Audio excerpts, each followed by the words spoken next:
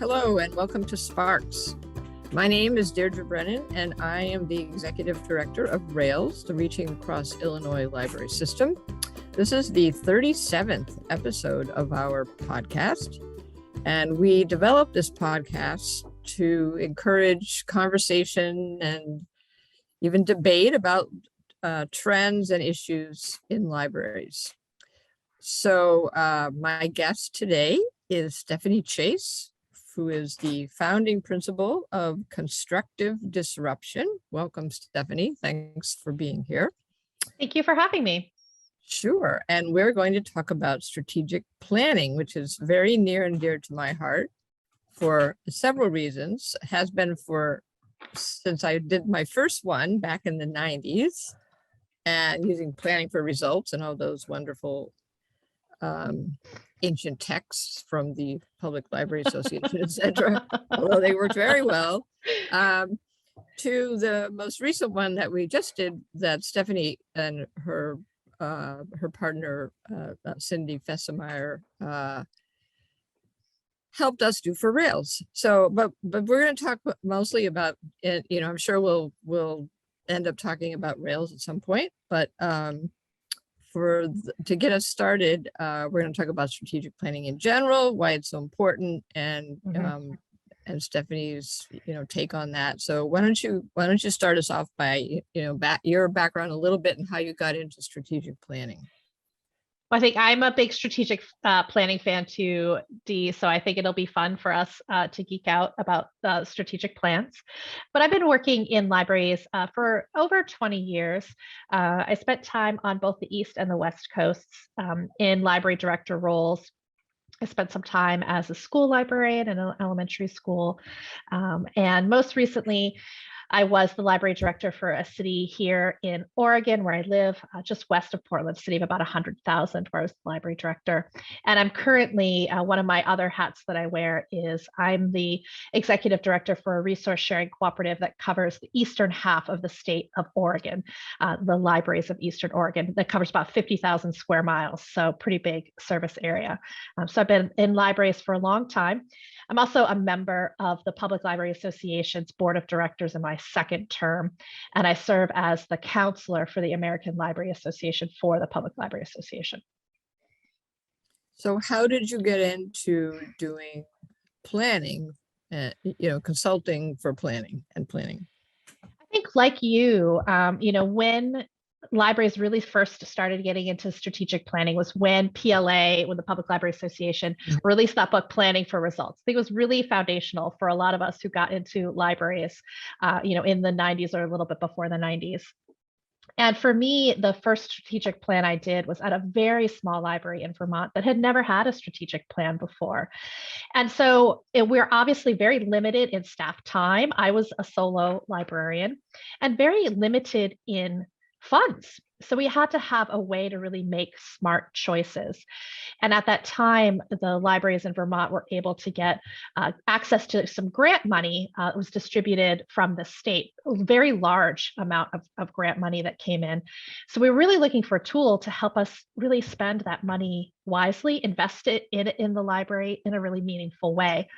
And I think I, like you, got hooked, right, doing that first strategic plan when you realize how helpful it is to have this guide to really think about where to invest your resources. And that's your staff time, that's your funds, that's grants, whatever it may be. And from then on, I think I've just continued to have been in this spot where I have helped the libraries that I'm at do the strategic plans. They are either working with a consultant or working with, say, the city librarian, or leading that process myself for my staff. And I was able to write the foreword for the new strategic planning book, which I should have grabbed, so I had the title, the new strategic planning book that the Public Library Association put out that just came out. Great. Well, we'll certainly be sure to link to that. So that book. So great. So what, in your opinion, are the essential elements of a strategic plan? So I think that strategic plans really fall into they're two separate sections. So one is a section that really is intended to be more evergreen. That's something that really is about expressing the values and the culture of the organization. That typically is a vision statement. So, something that's really long term, really something that's ambitious, something you're really striving for, and that the organization, again, whether it's a library or any other kind of organization, you're part of the solution, right? You're part of working together to create that vision. And then from that, the mission statement, which most of us are really familiar with. And for a lot of us, if you have a good mission statement, it's something that you really carry in your heart when you do your work. It's easy to help you make decisions. And that mission statement, again, that's really why you as an organization exist, what your purpose is. And for those of us in libraries, because we're really doing that kind of mission and value-based work, I think it's often really easy to think of a mission statement. Sometimes it's harder if you're working, in another field that isn't as driven, right, by the core values like library services. And then lastly, a set of those core values, what really makes you special. And a lot of times I really talk about, what are the things you really want to be known for as an organization? When someone describes you, what are the things that come to mind? And typically kind of those three elements stay fairly consistent. You might kind of change the language. And certainly like for you and I, we've seen kind of the length of those change over time. Right now we're at where all of those are intended to be fairly concise and fairly short. And particular, having your vision or your mission statement really be something that your staff can really remember, something that you can recall, something that could fit on a t-shirt. But because that's really describing your organization, those shouldn't really fundamentally change, right? How you express it might, but you're really kind of relaying something that's really, fundamental. And then the parts that do change, those are what change on, the annual, or I shouldn't say annual, on whatever the time frame is that your strategic plan is. And that tends to be, and really there are a lot of different words here, so it's really tough. So like for Rails, you use the level where you have goals and objectives, and then the actions that you're taking. A lot of other places, they might use things like strategic priorities or strategic initiatives or strategies. So those are kind of a top level. It's what you're really investing in over this set period of time, what you're really focusing on. And then those objectives, or sometimes people call them goals, that's what you're really doing to make those things happen. You're getting a little bit more specific. And then all of those are really supported by a set of actions that should really ultimately also match up with your expectations. Like, how are you going to know if you're doing the right thing? And those things, again, they might carry over from plan to plan. For us in libraries, like a lot of what we do is about, serving our constituencies, like serving our users. That tends to be a fundamental part of any plan. For you, like with Rails, resource sharing is such an important part of what you do. That's going to be in every plan. But it's really an opportunity to look at what you're investing in for a set period of time. And that time has changed too. I mean, I think you probably wrote a 10-year plan. I know that I've been part of those. Kind of went down to 5 years. The longest I ever 5 wrote, is the longest. Yeah. So for a lot of times it was like 5 years. And now I think you're really looking at kind of best practices in strategic planning tends to be about 3 years, just in recognition that things really change quickly.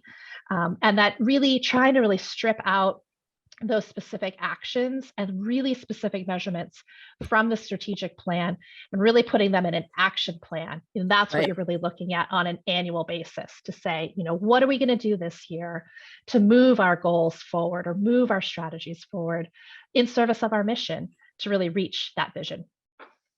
The first plan that I wrote, as I said, was in the 90s, and it was, in fact, right before the internet entered our lives. And so there was no mention of the internet in the plan. And that was, if I needed a lesson in, making sure that you gave the way you wrote your goals, your strategic initiatives, whatever, that you made sure that they were, I don't want to say vague, but just, enabling enough or, or broad enough that you could do things that you had never thought that you would want to do, because that does happen. Yeah. Yeah, flexibility is such an important part, right? I think we sometimes think of a plan as really being kind of this guiding document that we shouldn't deviate from, but it really needs to have flexibility built into it. Just Right. like what you said, anybody who finished a plan in late 2019, right, or in Right. January Exactly. 2020 would have had to throw their plan away, Yeah. if it wasn't really flexible. Right. Exactly. So what about I mean, I think it's a lot of work, but I think I've always felt that it was a very it's a very sort of empowering thing to do, for both for the staff, the board, members, in our case, the community in a public library. What about library, like school libraries or academic libraries? I mean, I think they have or specialized libraries have a Mhm. special challenge because they are part of a larger Mhm. organization. What advice do you have for them on how to go about it? Yeah, I think really any organization, if you at some part kind of like fall under the umbrella of something else, really should be looking at the plans that that kind of parent Mhm. organization is doing. So in public, if you're serving a county or a municipality, does that county or municipality have, like a community vision plan or a strategic plan of its own? In a school, right? Is there a district plan? What is coming out statewide, perhaps, that really they expect schools to fall under? Things like that. Because I think a strategic plan can be a really easy way to demonstrate how you as a library fit into this bigger picture. So when you are saying, for example, if you're really looking at what statewide standards are really expected, and you as the library can say, this is how we are contributing to this. So rather than making up kind of your own set of goals, you're saying, if you kind of, this kind of reading mastery, or I think this has come up a lot, digital or media literacy. It really key. Schools recognize that it's really important, but it's often unclear whose responsibility it is to actually teach it. And I found through some other work, people think somebody else is doing it. That's such a wonderful opportunity for the library to say, kind of, this is our strategies to help teach these, our strategies to move the students in our school or our district closer to these goals that have been set, by the state, for example. So I think that strategic plans for any library could be a really great tool of showing how you integrate in and how you're a really critical part of making success, in that community, whatever it is that you serve, really have that be successful. Yes, and right along with that, I would say is that and I mean this in the best possible way, it's a public relations tool. It's a Yes, marketing, it can be it a is. marketing tool because it's an opportunity for you to like raise or the director or the board, whoever, to raise Absolutely. the visibility of the library, whatever kind of library, Mhm. and to get people who may not have been involved Yes. and more understanding of what it is the library does. And I think very rarely are we writing a plan with just one, right, with just the development of that one, plan in mind. I think Right. we're usually coming into that, right, with other things that we're really hoping to come out of that process. And a strategic planning process, it gives you a really easy hook, right, to kind of reach out to people, in your Exactly. community or in an organization to try to get them involved or to learn more about the library.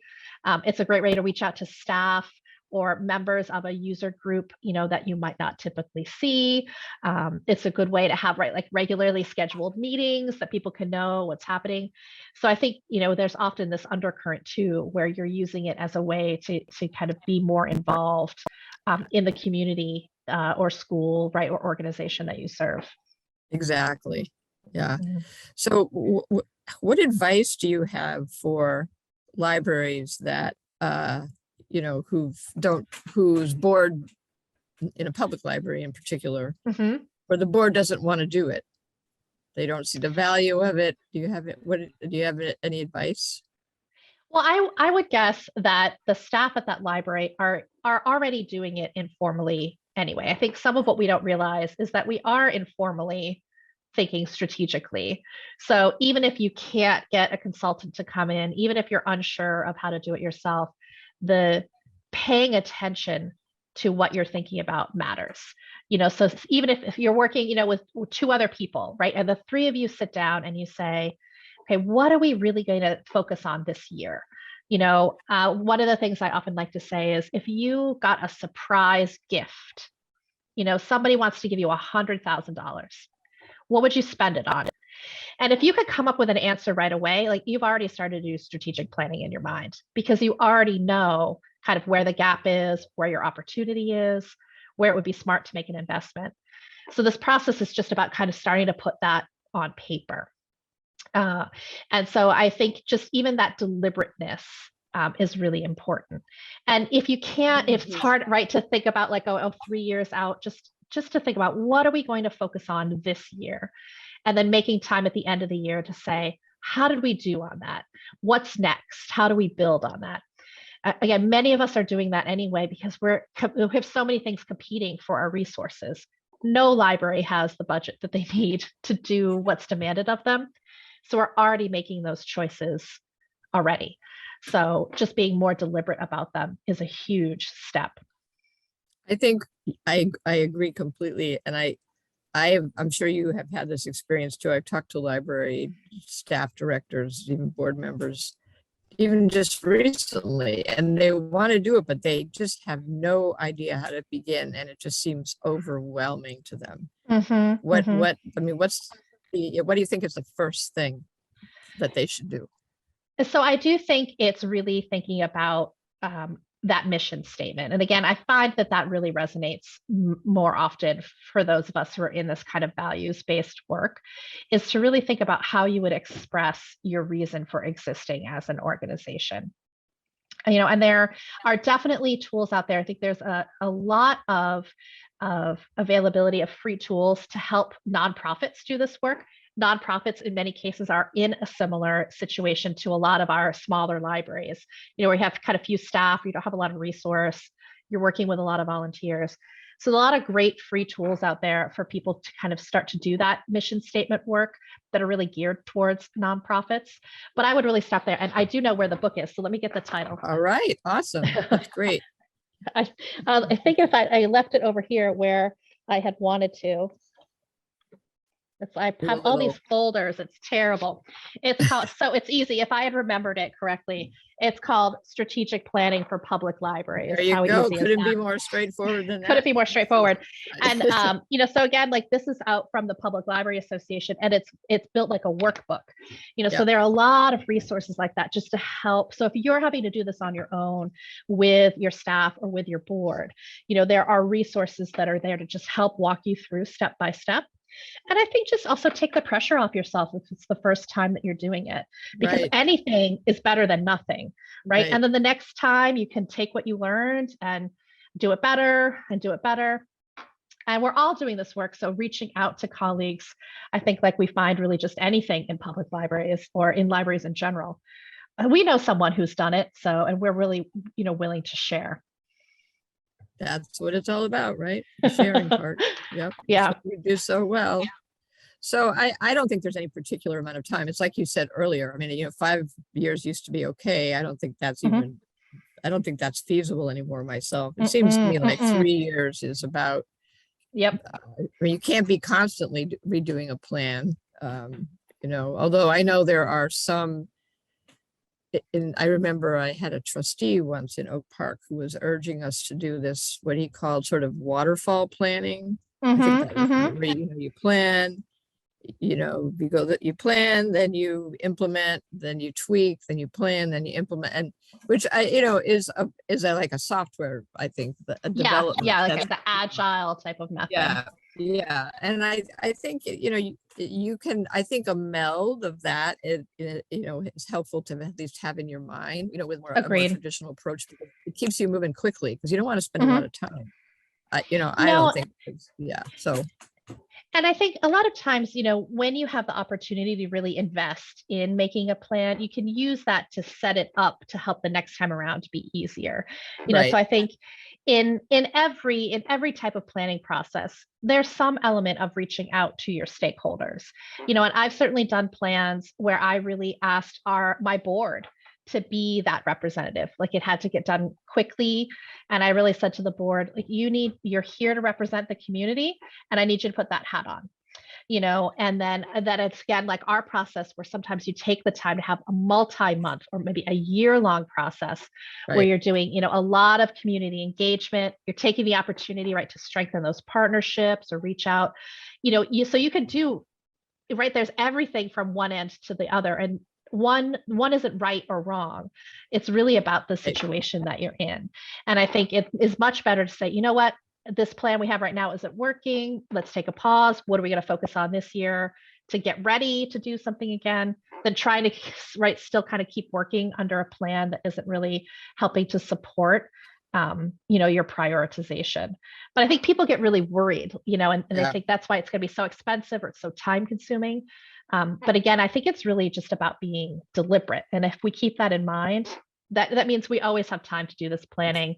And then we can really think about, well, what does it need to look like next time around? Or who do I need to include? Or do I have information that I can draw from already?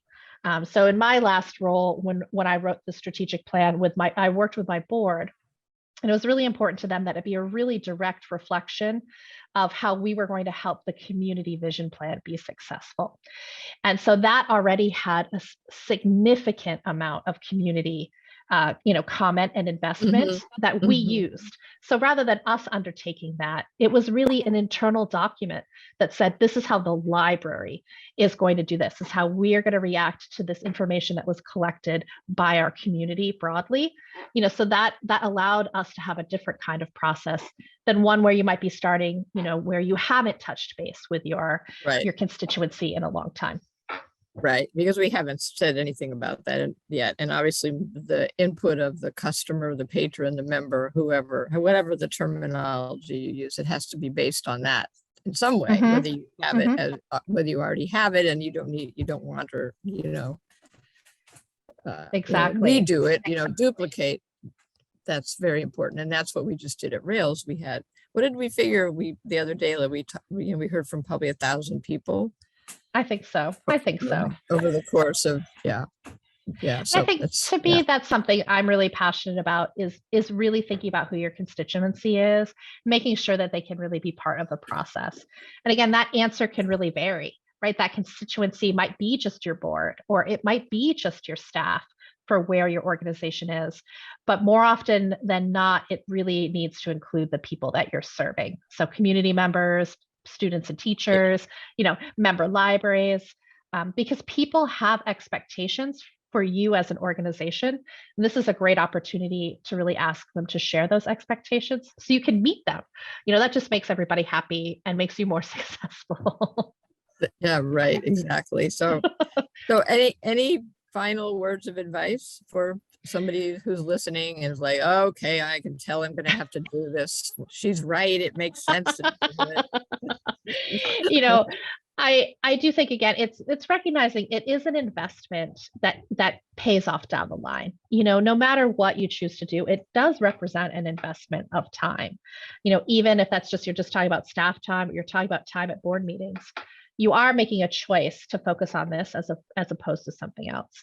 But I think people need to really recognize that short-term investment really does help lead to long-term benefits, because it just helps you keep sharpened, focused. I think libraries of all types are really challenged because people want, our users want so much from us. And there are so many things we can do for them, but we all know that we can't do it all.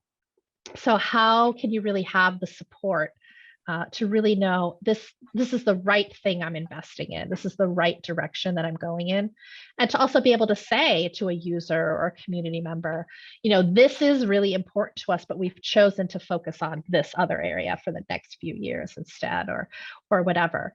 And I think this is really crucial at this moment in time, because I think a lot of libraries who wrote strategic plans prior to 2020 may not have a lot in their plan that's really about really addressing equity and really, and social justice. Very true.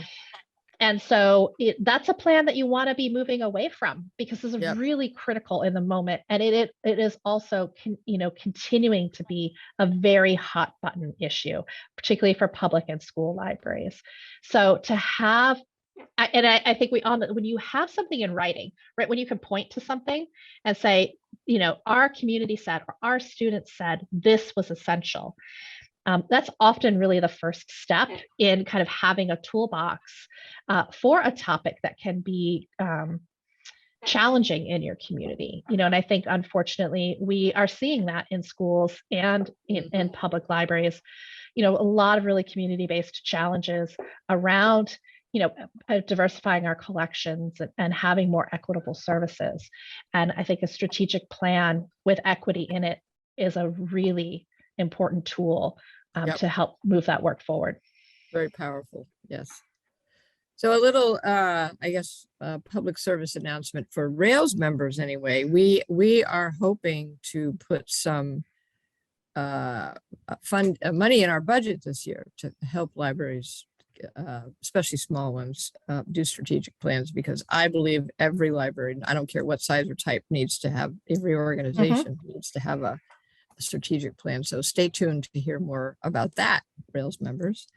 So thank you, Stephanie, for joining us today. That book again is Strategic Planning for Public Libraries. Yes. And any last words? No, thank you so much for having me and letting me share about something I'm as passionate as you are about. Exactly. I think once people write, are part of like a really good strategic planning process, it's hard to imagine that you wouldn't see it as valuable going forward. That's true. Yes. All right. Thanks again. Thank I'm you. sure I'll see you on Zoom soon. I'm sure. Thank you very much for listening to Sparks today. Sparks is produced by the Reaching Across Illinois Library System. If you would like to learn more about the show or share your feedback on the topics discussed, please visit railslibraries.info/Sparks.